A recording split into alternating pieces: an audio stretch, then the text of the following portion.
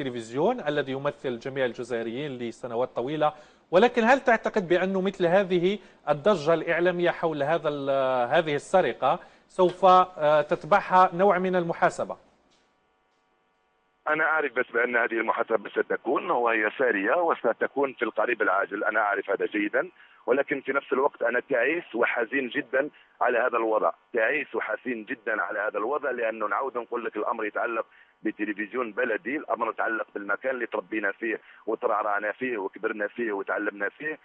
صعب جدا صعب جدا. انا كنت اتكلم البارح مع زملاء واصدقاء حتى سابقين في التلفزيون الجزائري يتحدثون بمراره عن تصرف من هذا النوع، لانه الامر يتعلق بسياده تلفزيون عمومي، ليس تلفزيون خاص ملك لاي كان، هو تلفزيون يرمز لدوله، لا يجب ان يتصرف بهذا الشكل، ولا يجب ان يتهاون بهذا الشكل، ولا يجب ان ينتظر بهذا الشكل. من المفروض نهائيات كاس العالم اليوم اللي راح تكون في شهر جوان الناس شروها من زمان. احنا التلفزيون الجزائري اسال اذا كان عندهم تواصل باش يشريوا الحقوق. كاس افريقيا 2015 هي عند الجزيره الرياضيه، الناس الان في مفاوضات من اجل انهم يشروها قبل ما تتاهل منتخب بلادهم، وعندهم دو فاريونت، نشريها يتأهل منتخب بلادي ونشريها بهذا الرقم اذا لم يتأهل منتخب بلادي. هكذا كنا نفعل زمان، كنا نشتري نمضي عقدين، واحد بتأهل المنتخب والاخر من دون تأهل المنتخب، سواء فيما يتعلق بكاس افريقيا او بكاس العالم. هذا هو التفكير الفعلي. انا صراحه لا اتمنى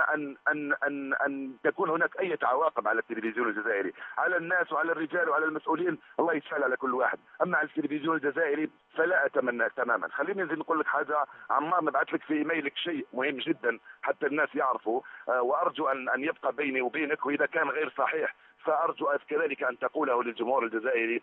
نقول لك كم فعلنا من اجل ان تسمح الجزيره للتلفزيون الجزائري بان تسمح للتلفزيون الجزائري ببث هذه المباراه على الارضيه. قمنا بالمستحيل، ناس اننا باننا نشتغل في قناه واحده اخرى، معناها اننا ليس لدينا اي علاقه لا بالتلفزيون ولا بالجزائر. عملنا المستحيل لاننا نعرف العواقب وكنا نعرف ماذا سيحدث، وانا كنت على علم بان التلفزيون الجزائري قرر صبيحه المباراه بانه سيبث اللقاء من تلفزيون بوركينا فاسو، وكنت على علم قبل ساعتين من النشرة الثامنة أو 3 ساعات بأنهم سيقدمون بيانا كنا شاهدناه، وكنت على علم بالكثير من ما يجري تحت الطاولة من محاولات الإساءة لناس أشرف منهم.